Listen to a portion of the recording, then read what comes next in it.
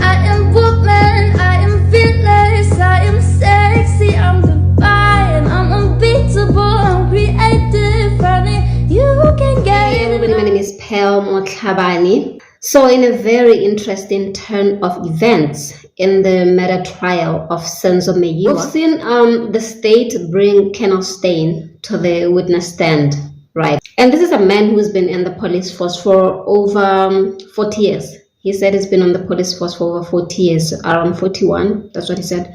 And his job in the cold case unit is to analyze data from cell phones, cell phone downloads, as well as cell phone information from investigating officers and cell phone service providers, so that he can just draw a conclusion or form some kind of analysis. Well, this colonel really came ready to convince the court that he was the right person to be on the stand. He came close to an hour just to list down all his qualifications to the court. And it was quite a long list. I'm sure with that list, he literally can know every little bit of detail in your cell phone activity. I'm sure he's only contacting his wife's phone or his kid's phone. The man is too investigative.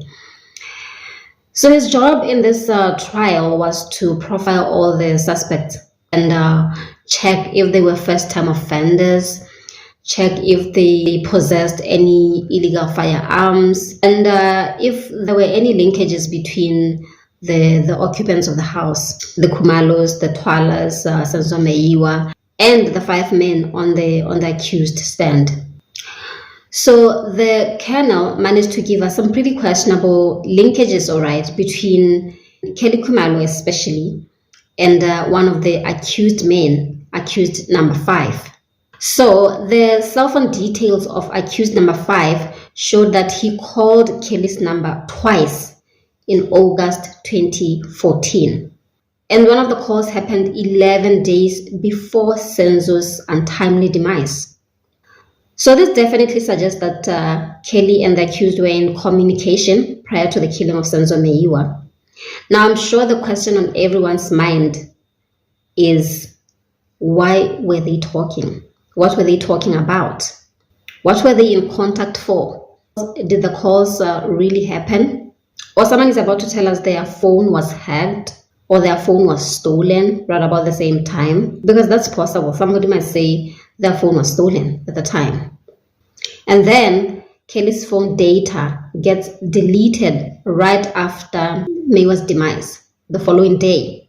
Why? What was she hiding?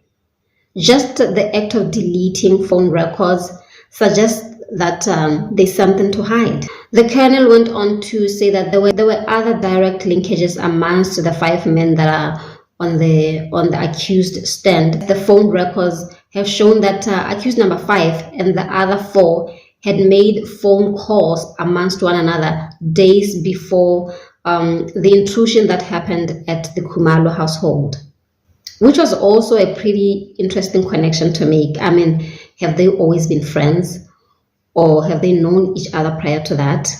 Then came the issue of SENZO's phone. The colonel suggested that SENZO's phone was traced to the vicinity of the hospital around 10 p.m. that day, which was very questionable because Zandi's testimony indicated that SENZO's phone was left at home by the kitchen.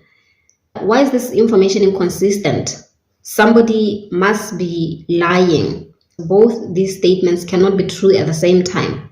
Yeah, you can't have one phone at home and at the hospital at the same time. That can't happen. And then the day after, there was a SIM swap on SENZO's phone. And the SIM swap happened on David Matebula's phone. Where does he get in all of this? Where does he get in? Steyn should be able to tell us a lot more. Like, there needs to be details. 8 calls made between that David Matebula guy and Kelly Khumalo. It's just a very entangled situation. Then comes in the activity of accused number 3. His cell phone activity showed that he had taken pictures of himself a day before the intrusion happened at the Khumalo household. And these pictures show that at that time he had dreadlocks. So could it be possible that he was one of the intruders? Remember the testimonies of both Zandi and Ntabi saying that one of the intruders had dreadlocks. Well, all of this definitely shows that Kelly has some reason to be concerned, and some questions need to be answered. But having watched this lady over the years, she's a very smart lady. I'm sure she's going to have answers for each and every one of these allegations. All of this, of course, is going to have to be interrogated further by the defense as the case unfolds. So let's see how it goes. Let's hope it goes towards the direction of justice for this man. Thank you guys for your time. Please remember to subscribe and comment down below. I'll see you again very soon.